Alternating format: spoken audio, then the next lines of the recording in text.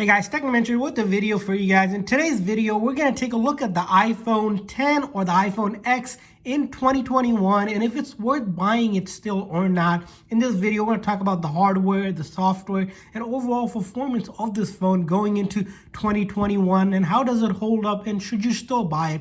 All of that and more will be answered in this video. But before we go ahead and get started, if you guys are new to our channel, we do a lot of tech news, reviews, and giveaways. So make sure to hit that subscribe button. So as you can see, first thing we're going to look at is really the hardware of the iPhone 10.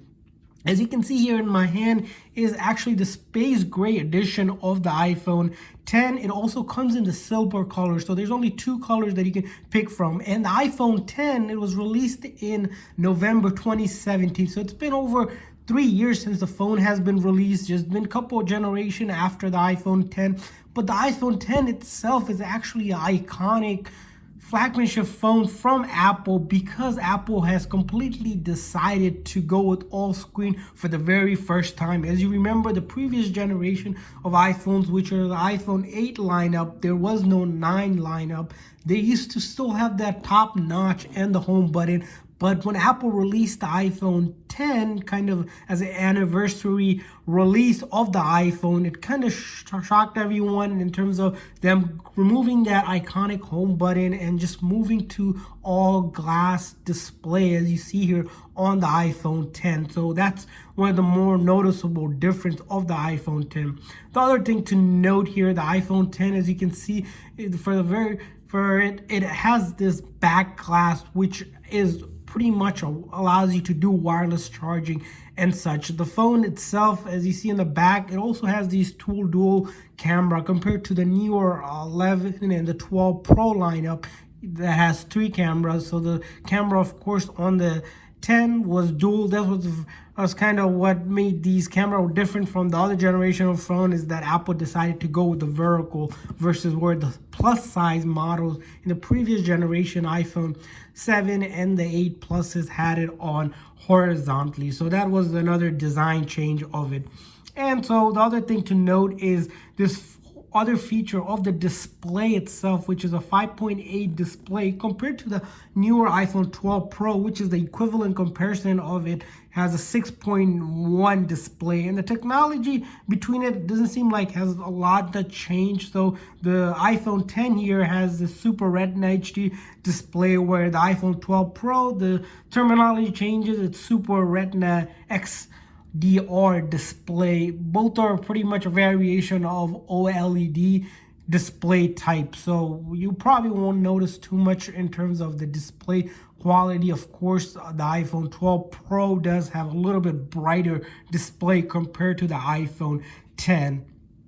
The other thing to notice about the iPhone 10 here is that it has around 2 different configuration settings. So if you're looking to get the storage, the iPhone 10 comes with the base 64 gig storage and the 256 gig, of course, if you're paying a little bit more compared to the newer iPhones 12 Pro, which starts at the 128 gig base and it goes up to 512. So if you're looking for something really beefier and more storage, the iPhone 10, the max you can get it as is at 256 gig. And the other noticeable hardware thing that you'll notice between the iPhone 10 and if you're comparing to the newer phones like the iPhone 12 Pro is this one has 3 gig of RAM. That's the internal memory versus the newer iPhone, which doubled, has 6 gig of RAM. And where that really matters is once you start doing more multitasking, really just opening up a lot of application. If you play games that are really graphic heavy intensive, that's where people start to look at the RAM of a phone. 3 gig is not bad even in 2021, but 6 gig, of course, is better with the newer phones. And let's talk about the last piece of the body itself. As we mentioned, it does have this stainless steel body with the glass back and the aluminum frame build here compared to the newer iPhones, which is all built with stainless steel and glass. And the newer iPhones that have this ceramic front glass compared to the previous generation of the phones that didn't have that.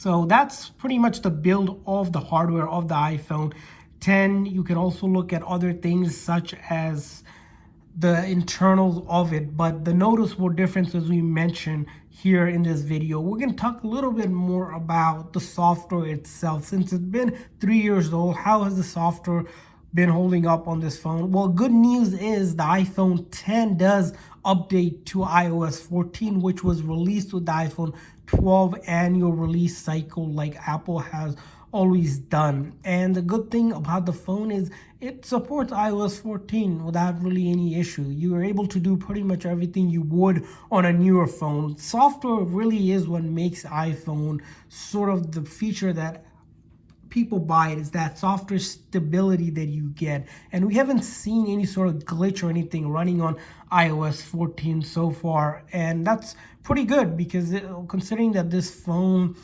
is almost 3 years old and it's still able to get the Apple update, that's a good sign of it. And we expect it to get update for at least another 2 or 3 more years at least. But because this phone is only 3 years old, Apple seems to stop sort of the iOS update once a phone hits about 5 or 6 years. So we can expect this phone to get another 2 to 3 update. The major update, of course, it will still get minor update even after Apple stops the major update. It gives another 2 to 3 years of actual bug fixes and security patches that come with it. And the thing you notice about it is that all of your major apps, we're able to download it, use it without any glitch or anything like that. So if you're using apps for, social media, there's no issue whatsoever using those social media apps that, everyone pretty much uses. And that's the good thing about it. If you're watching it like Netflix and such for video streaming, the OLED technology really does create that vibrant experience on the iPhone 10. If you're watching YouTube videos, you might be watching on this one, as you see, once you fire up the app, pretty much smooth sailing from there. It does a phenomenal job for all of your video streaming features such as Prime, Netflix, YouTube, anything you name it that you use these days, Disney Plus for streaming. The other aspect of it is actual video versus music streaming. That also works pretty phenomenal here on this phone. It does have these bottom stereo grade speakers that does a phenomenal job whenever you're listening to, whether it's on the actual speaker itself or using AirPods or the wired headphones. All of that works without any issues. The other feature you'll notice with the iPhone 10, it's that its ability to really capture that speed and performance you get out of when you're using one of the flagship phones. And that's probably why Apple has stuck with just its software updates on this phone, is that, although this phone has been around, it still to this day does exactly what you get out of if you're using an iPhone 12 Pro, which is the equivalent of the iPhone 10. It's not actually the 11 or the 12 that's equivalent to this one. So the iPhone 10 when it came out, it didn't quite have a Max version unless you got the XS Max. But even at a 5.8 display here, it's pretty much sits really well on your hand. There's really not much to complain. I think this is probably one of my favorite phone that I have used so far. The iPhone 10 build is pretty unique in terms that it just sits really well. And if you have a case on it, for someone with the smaller to medium hand, it's perfect for it. Of course, if you have a larger hand, you might prefer something as the iPhone Max version, starting with the 10 lineup, what used to be the Plus version of it. So the iPhone 10 itself, it's closer in size of the Plus version of the previous generation of phones. That's the one thing you will notice with this phone.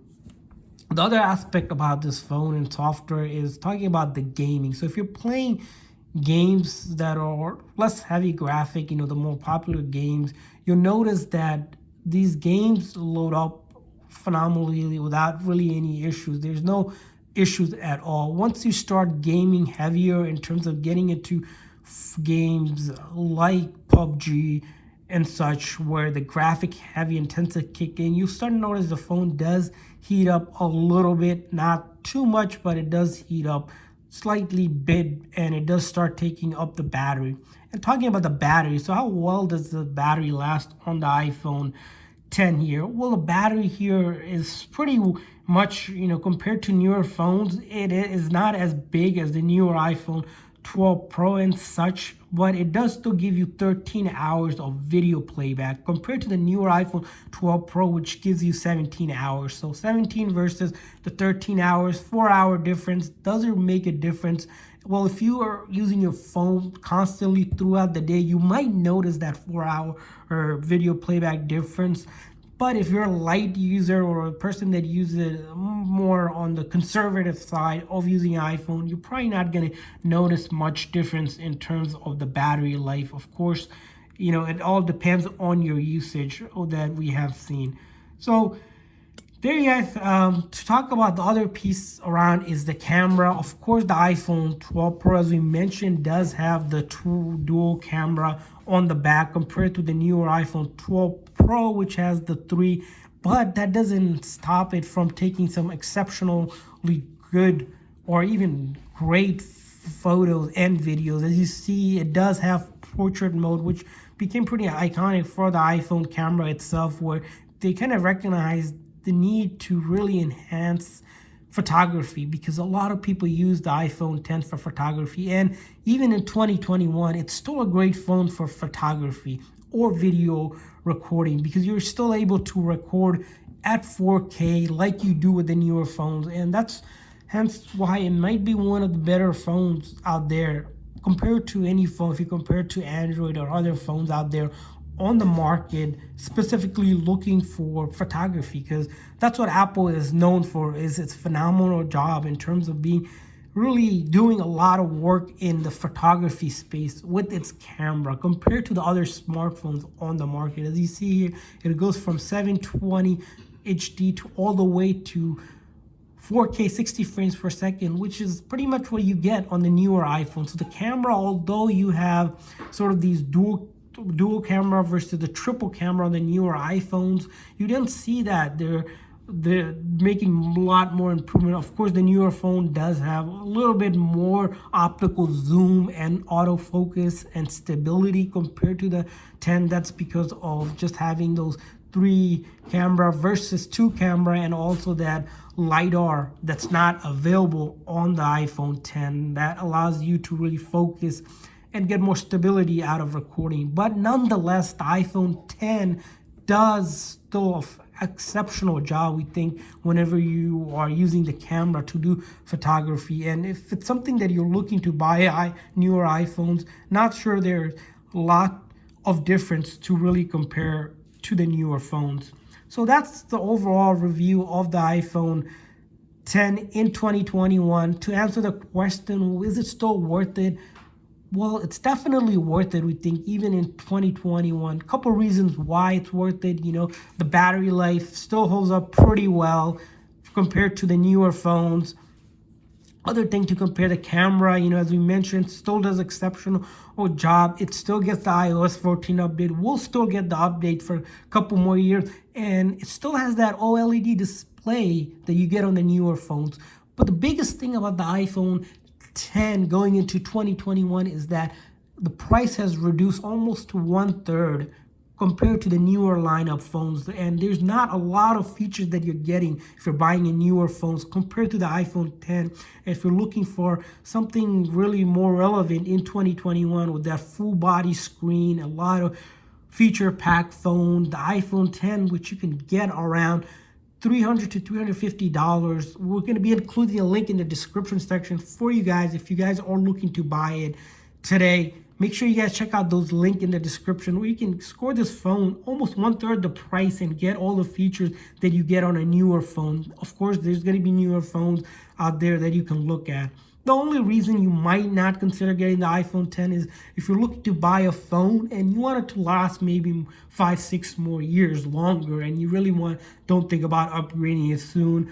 Or if you're doing a lot of heavy gaming, super heavy gaming, and you just multitask and you're on the phone all day, if you're to choose between the iPhone 10 or the newer iPhones, we would say go with the newer iPhone. So that's pretty much our conclusion of the iPhone 10 in 2021. We want to hear from you guys. Are you guys using the iPhone 10 in 2021 or not? What phone are you guys currently using? And if so, how is the phone holding up for you? Want to hear your feedback in the comment section. So make sure you guys leave a comment in the comment section for us to see and everyone to kind of share and get your input. Hopefully this video is helpful. If this video is helpful, please make sure that the like button and then subscribe button as well. See you guys next time.